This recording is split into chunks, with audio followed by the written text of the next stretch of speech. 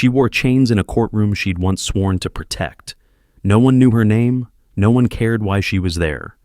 Ava Callahan wasn't just another homeless woman, she was a Navy SEAL, once listed as killed in action. They put a homeless SEAL woman on trial, and when the judge heard her name, he stood.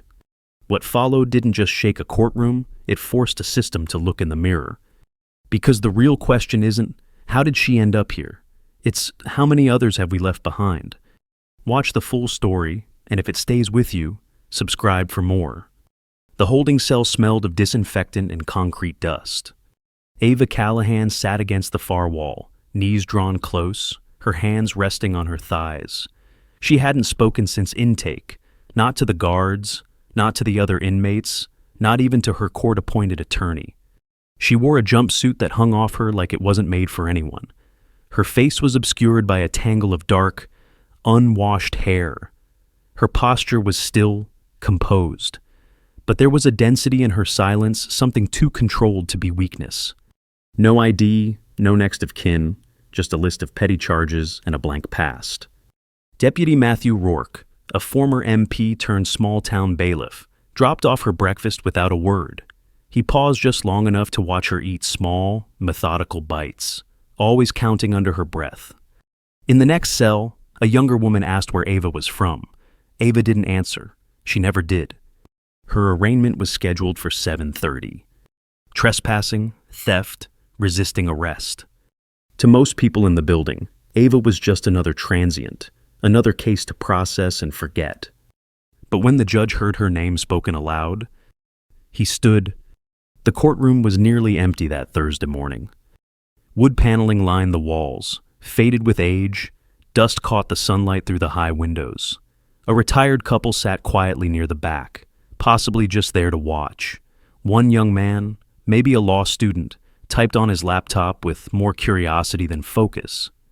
Judge Henry Marston, age 63, leaned back in his chair behind the bench.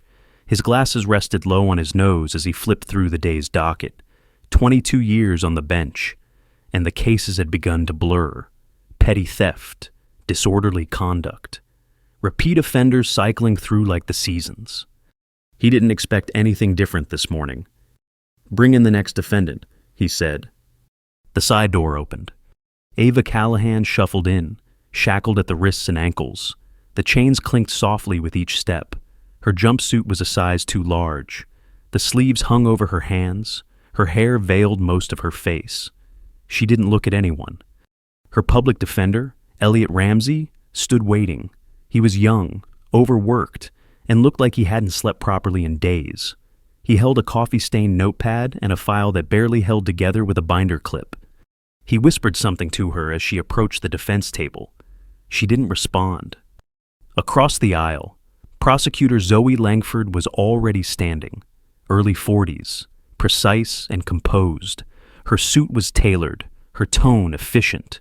She had seen hundreds of defendants like this one, silent, non-compliant, and destined to re-offend. Judge Marston looked up. Case number 6325, the state versus Ava Callahan. Charges are misdemeanor trespassing, minor theft, and failure to comply with a lawful order. Mr. Ramsey, is your client prepared to proceed? Elliot cleared his throat. "Yes, Your Honor. I believe so." The judge turned toward Ava. "Miss Callahan, you have the right to legal representation. Mr. Ramsey has been appointed to act on your behalf. Do you understand these rights?" Silence. No shift in posture, no reaction at all. "Miss Callahan," the judge repeated, more firmly, "I need verbal confirmation that you understand." Still nothing. Elliot leaned toward her again, whispering urgently, "Please, just say something. Anything. It'll help." Ava's hands remained folded in front of her. Her breathing was slow, steady. The judge exhaled sharply and looked toward the clerk. "Ms. Benton, please confirm the defendant's full name for the record." Court clerk Hannah Benton had seen strange cases before, but something about this one made her hesitate. She flipped through the intake documents slowly, her brows tightening. The silence in the courtroom thickened. Then she read it aloud. The defendant's full legal name is Ava Celeste Callahan Reese. Service number, November 7-4. Whiskey 2, 1 Tango. Former rank Lieutenant Commander, United States Navy. The rest of the words died in her throat. Gasps echoed in the gallery. The law student stopped typing. The elderly man in the back leaned forward. Judge Marston froze. He hadn't heard that name in over a decade. Slowly, deliberately, he removed his glasses. Ava Callahan Reese, he asked, almost to himself. Ava didn't lift her head, but her jaw shifted slightly. You were with Naval Group 9. Still no response. You were in Fallujah, Operation Black Sentry, November 2019. A pause. Then, finally, she looked up. Her eyes met his. And in that moment, he knew. There was no doubt. The courtroom felt like it had stopped breathing. Prosecutor Langford broke the silence. Your Honor, I'm sure there's a mistake in the records. The Ava Callahan Reese I'm familiar with was killed in action, the judge said softly. Yes, that's what we were all told. He stood. He had never stood for a defendant in 22 years. But now he stood, slowly, respectfully. The gallery was silent. Even the bailiff looked unsure what to do. Judge Marston stepped down from the bench. His eyes never left Ava. Lieutenant Commander Callahan, he said, voice trembling with restraint. You saved my unit outside Fallujah. I never knew who you were, until now. Ava blinked once. No expression crossed her face. But the judge saw it, recognition, and behind it, wounds that had never healed. He turned toward the courtroom. This is not a vagrant. This is a veteran who bled for this country. We are going to stop. We are going to listen. A murmur swept through the room. Then silence. And in that silence, Ava finally spoke. Too late, she said. Her voice was cracked, hollow, like it hadn't been used in years. The judge closed his eyes. And the entire room understood. This wasn't just a courtroom anymore. It was a reckoning. The judge returned to his bench, his steps slow. He didn't speak for a moment. Then, with both hands braced on the wood, he said, We're going to recess. 15 minutes. Everyone stay seated. He looked at the bailiff. Clear the gallery. Media too. Deputy Matthew Rourke moved quickly, escorting the few observers out. Even the prosecutor hesitated. Miss Langford, the judge said without turning, you stay. By 8:05 a.m., the courtroom was empty except for 5 people, the judge, Ava, her attorney, the prosecutor, and the clerk. The silence was deep. The judge spoke first. Ms. Benton, access the Department of Defense Service records. Verify the name and number. The clerk nodded and began typing. Her fingers trembled. Elliot Ramsey turned toward Ava. Why didn't you say anything? She looked at him, not coldly, just tired. I did for years. Hannah Benton suddenly stopped typing. She looked up. Her face had gone pale. Your Honor, it's true. The air shifted. She was listed as KIA killed in action, March 3rd, 2021. Syria, Operation Black Garnet, Naval Special Warfare Command. The judge's voice barely rose. Was the operation classified? Yes, sir. Black Ops. Files sealed. No debriefs. No return protocols. Paperwork says she died setting explosives during a delayed exfiltration. Prosecutor Langford swallowed hard. That's not possible. She's sitting right there, Judge Marston said. She was there, and we left her behind. Ava sat quietly, unmoving, not defensive, not vindicated, just still. I remember the last thing, she said. The detonation failed, went early. I woke up in a clinic with a bandaged face and no ID. Local medics, couldn't speak, couldn't move. I wrote my name when I could. No one believed me. How did you get back? Elliot asked. Refugee routes, medical flights, cargo transports. She paused. No records. No one would claim me. When I got home, I went to the VA. She didn't need to say what happened next. We didn't believe her, the judge finished quietly. We buried her file and closed the door. The clerk slowly printed the service record. She walked it to the judge with both hands. He took it. Decorations. Silver Star. Bronze Star with Valor. Purple Heart X3. Navy and Marine Corps Commendation. Joint Service Achievement Medal. Judge Marston's eyes scanned the page. He looked at Ava again. You didn't come back the same? She nodded once. Different face, different name, same silence. Prosecutor Langford sat down. Slowly. She took off her glasses, pressed her fingers to her eyes. I prosecuted her like she was trash. She said, I didn't ask a single question. You did your job, Ava replied. Everyone did. The judge raised his voice not with anger, but command. We're not burying this. He looked to the clerk. When we reconvene, bring everyone back. Full court, on the record. He looked at Ava. This happened publicly. We fix it publicly. She didn't answer. Elliot leaned in. You sure about this? Ava's voice was flat. I don't care about vindication. I just want it to stop. The judge stepped down again, slowly. When he reached her table, he stood tall. Then, with military precision, he raised his right hand and saluted. It was not performative. It was not ceremonial. It was silent recognition. Ava didn't return it, not right away. Then her hand lifted slightly, shakily, and returned the salute. It was imperfect, but it was real. In that moment, nothing else mattered. Not the theft charge, not the missed identity, not the courtroom silence. Only this, a forgotten warrior, was being remembered. When the court reconvened, the room had changed. Not physically, same oak benches, same faded walls, but the atmosphere was different. Heavier, quieter, like everyone had stepped into something they weren't prepared for.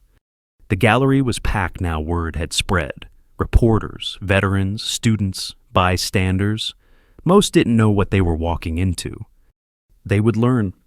Judge Marston entered last. He didn't sit right away. This court is back in session. He paused. I have a statement. He adjusted his glasses. His voice was calm, but it carried weight. A significant error has occurred under this roof, one that demands correction. He turned slightly, toward the gallery. The woman standing before us is not a transient, not a criminal. She is a decorated veteran of the United States Navy, Lieutenant Commander Ava Celeste Callahan Reese. There was a pause, then murmurs. People looked at each other. Some shook their heads in disbelief, others simply stared. She served multiple combat deployments. The judge continued. She was reported KIA in Syria, 2021. Her mission was classified, her recovery undocumented, and for the last 4 years, she has been forgotten. The judge gestured toward the defense table. She returned home to a country that no longer recognized her.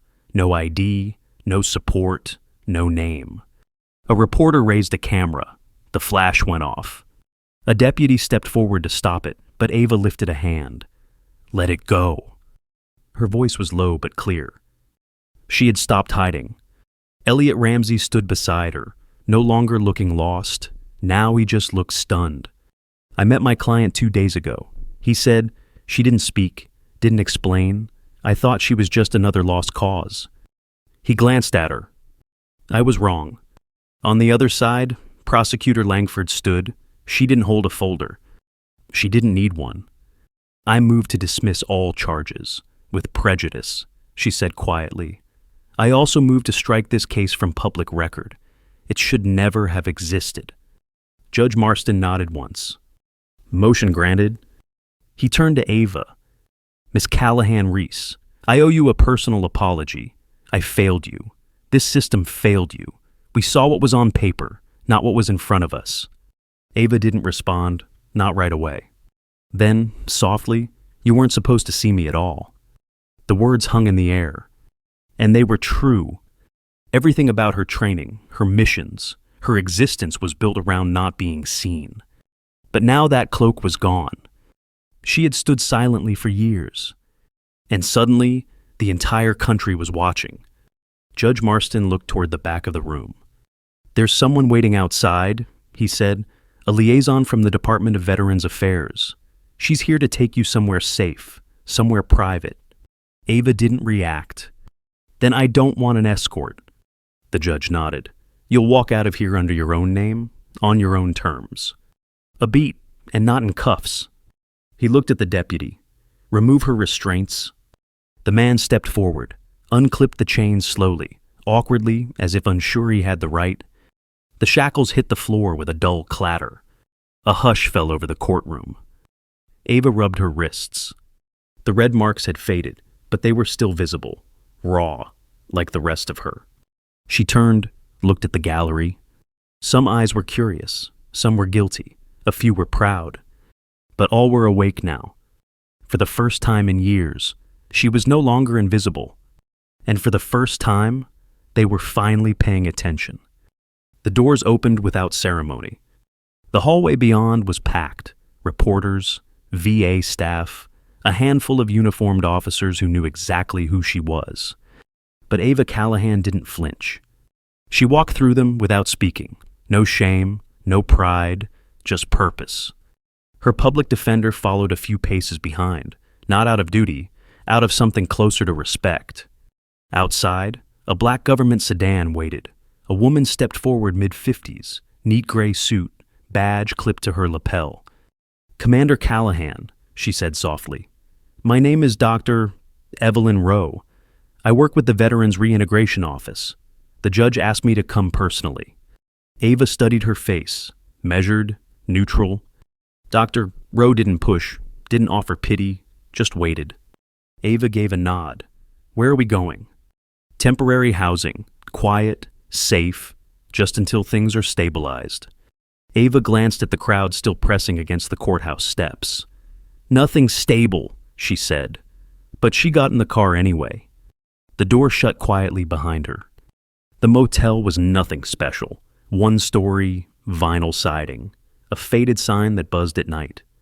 But the room was clean, the bed was made, and no one asked her name at check-in. That alone was a kind of luxury. Dr. Rowe placed a folder on the table before she left. Inside were documents, her restored military records, medical referrals, contacts at the Department of the Navy. There was also a letter, handwritten. Ava opened it last. It was from a woman named Elena Pruitt, widow of a Marine Ava had carried out of a kill zone in Fallujah. "Because of you." It read, "My daughter grew up with a father. She got to dance with him at her middle school graduation. She got to tell him about her college acceptance. You were supposed to be dead, but you lived. Thank you for not staying buried." Ava folded the letter slowly. She didn't cry, but her hands didn't stop shaking for a long time. In the days that followed, people came. Some knocked, some left things quietly at her door. Food, notes, old photos, grainy and scanned, of faces she had forgotten, but who hadn't forgotten her. Judge Marston visited once. He didn't say much. He didn't need to. He left behind a business card and a single sentence. "When you're ready, we're building something new, and we need someone who understands what it means to disappear." Ava placed the card next to the folder and didn't touch either for 2 days.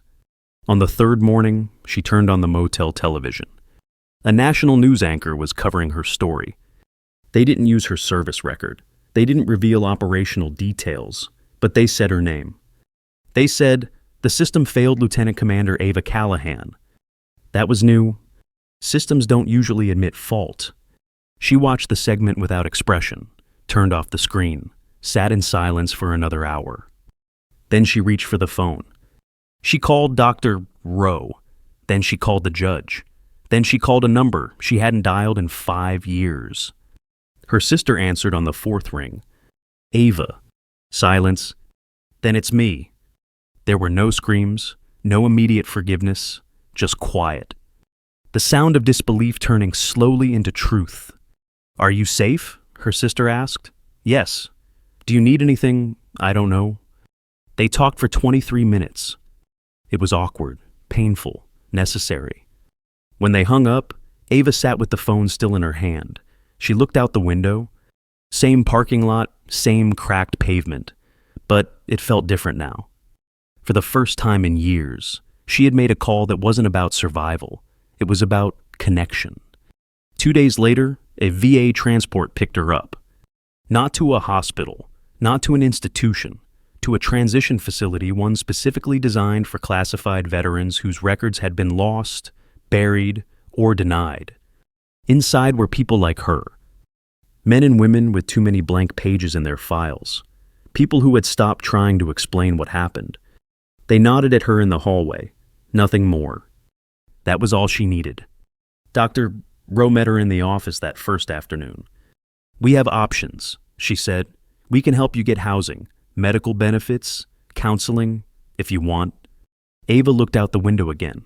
Beyond the VA campus, people were living normal lives. Groceries, school drop-offs, routine. "I don't want a parade," she said. "You won't get one." "Good." She paused. "But I'll take the counseling." Dr. Rowe smiled. It was the first small step, and it mattered. It started small. Ava showed up to therapy once a week, then twice. She didn't talk much at first. Dr. Rowe didn't push. They spoke about structure, not feelings. Sleep, nightmares, how to eat regularly, how to breathe again. It was mechanical, clinical. But healing often is. She wasn't looking for peace, just silence that didn't feel like drowning. By the second month, Ava agreed to help with a new VA pilot program. She didn't want a title, didn't want a paycheck. She just wanted to sit with other veterans. People who didn't believe in the system anymore. She understood them. Not because of training, but because she had lived on the same streets. She didn't offer advice. She listened, and sometimes that was more than enough. 3 weeks in, a man walked into the group. Mid-50s, stiff gait, scars on his neck. He looked at Ava and froze. She noticed the hesitation. "Problem?" she asked. "Neutral." He slowly shook his head. "No, just didn't think I'd ever see you again." Ava studied his face. She didn't recognize it at first. Then something clicked, a memory from over a decade ago.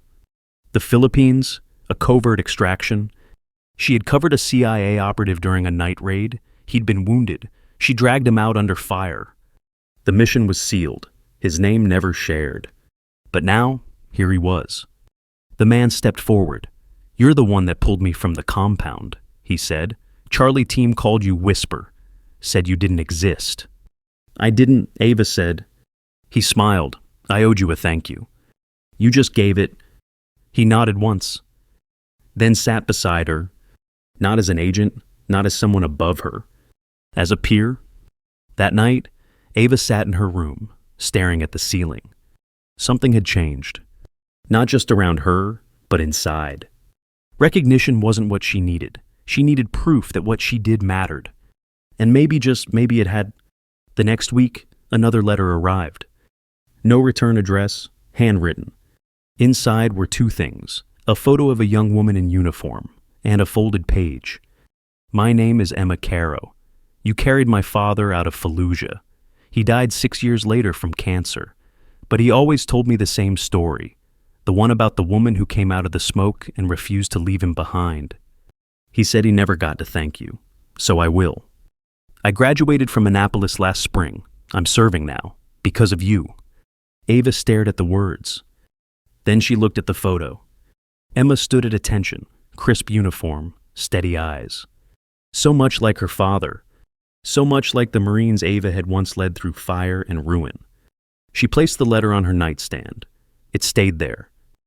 Weeks passed. More veterans walked through the door. Some recognized her name. Most didn't. She preferred it that way. One afternoon, Dr. Rowe approached her with a request. "There's a case I want you to sit in on. Courtroom diversion. A young woman, Army, PTSD, charged with assault. Very familiar pattern." Ava hesitated. "I don't do courtrooms."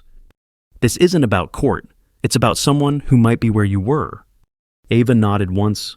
"I'll go, but I'm not speaking." The courtroom was different this time. She sat in the back row, civilian clothes, hair trimmed. The defendant was barely 25, twitchy, paranoid. She lashed out at the guard escorting her in. The judge called for order. The prosecutor rolled her eyes. The public defender flipped through a file like it didn't matter. Ava watched every move, every word, every pause. Then the judge asked if anyone wished to speak on the defendant's behalf. No one stood. Ava looked at the girl and saw herself. 4 years ago, lost, silent, unbelieved. Her fingers tightened around the bench. Then, without thinking, she rose. The courtroom turned. Ava stepped forward, calm, deliberate. "Your Honor," she said, "my name is Ava Callahan, former lieutenant commander, U.S. Navy." The judge blinked. Even the prosecutor seemed unsure. "I've reviewed this defendant's record," Ava continued, "and I've seen what happens when we don't listen." She turned toward the young soldier. "I'm not here to justify what she did. I'm here to tell you what happens when we walk away." Silence.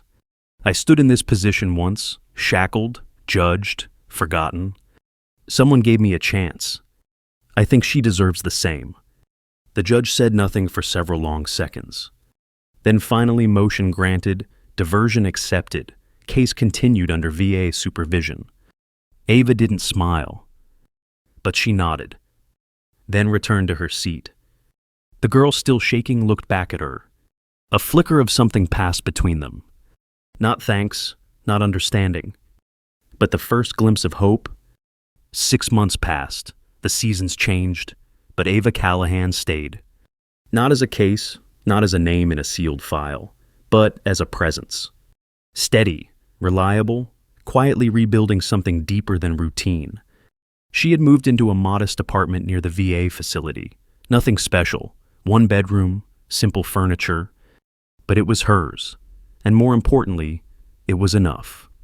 By then, the courtroom program had expanded. What began with one forgotten seal was now a full partnership between the VA, the courts, and the local military community. Homeless veterans facing minor charges were screened, offered treatment instead of jail, given counseling. And at the center of it, Ava. She didn't want recognition, didn't want headlines. She wanted to be useful, to make the next man or woman in line feel less alone. One morning, as she poured coffee in the break room, Judge Marston walked in. He didn't knock, didn't greet her with a title. "Still can't believe it," he said. Ava raised an eyebrow. "Believe what?" "That I used to see you as another case file, and now you're the reason this whole thing exists." She didn't answer, just sipped the coffee. He continued, "I spoke with a senator last week. They want to replicate this in 5 more districts." "That's good," Ava said. "They also want to meet you." She paused. "Tell them to meet the others first, the ones still sleeping outside." The judge smiled. "I already did." The letter from Emma Caro came again, this time in person. She showed up in full dress blues, saluted Ava in the hallway without warning. Ava hesitated, then returned it. Emma smiled. "I start my first deployment next month. My dad would have wanted me to tell you that in person." Ava studied her, measured her posture. "You're ready," she said. "You already know how to hold the line." Emma nodded. "I learned that from people like you." Later that night, Ava sat on her apartment balcony. The city was quiet, a faint breeze, the sound of distant cars. She leaned back in the chair, hands wrapped around a warm mug. For the first time in years, her mind wasn't racing. No pounding thoughts, no night terrors. Just space, breathable, real space. And in that space she allowed herself something rare. Memory. Not of war, not of betrayal, but of purpose. She thought of the days she had dragged teammates out of firefights, of the times she had swallowed fear and moved anyway. But those weren't the hardest days. The hardest were the years no one knew her name, when survival meant silence, when being invisible wasn't a tactic, it was a sentence. And yet, she was here. Not whole, but standing. That counted for something. The next morning, she found a note slipped under her door. "Group wants to name the new reintegration wing after you. Thoughts." Ava stared at it. She didn't need her name on a wall, didn't need a plaque. But maybe someone else would walk in, see it, and ask, who was she? And maybe they'd hear the truth. Not the myth, not the Navy Cross, just the truth. She fell, she disappeared, and she came back. That was the story worth telling. She picked up a pen, scrawled her reply on the back of the note. Only if you add a bench, something quiet, facing west. The wing opened 3 months later. Veterans walked its halls, some limping, some quiet, some still half buried in a war that no one saw. And in the far corner, a bench, simple. Metal, facing west, toward the trees and sunset. A plaque mounted beside it read, "For those who returned unseen, and those still making their way home." There was no name, not at her request. Just a story passed quietly, one veteran to another. You sit here when you don't want to speak. That's where she used to sit. She never said much, but she stayed. That was enough. Some stories don't end with medals, or reunions, or redemption arcs tied up in bows. Some end with someone simply waking up one morning, walking into the world, and choosing not to disappear.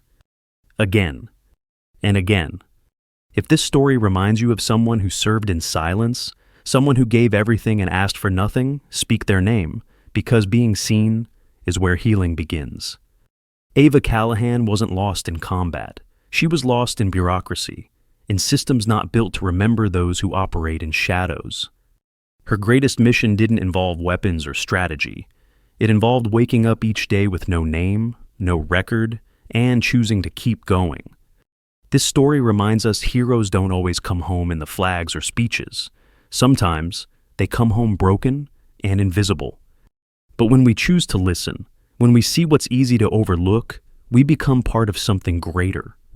Not in ceremony, but in acknowledgement, in presence. Every person matters, even the silent ones, especially them. If stories like this matter to you, you're welcome to stay. We share them quietly, with care. You may choose to subscribe. And if one name stayed with you, it belongs in the comments. Some stories end, others are remembered.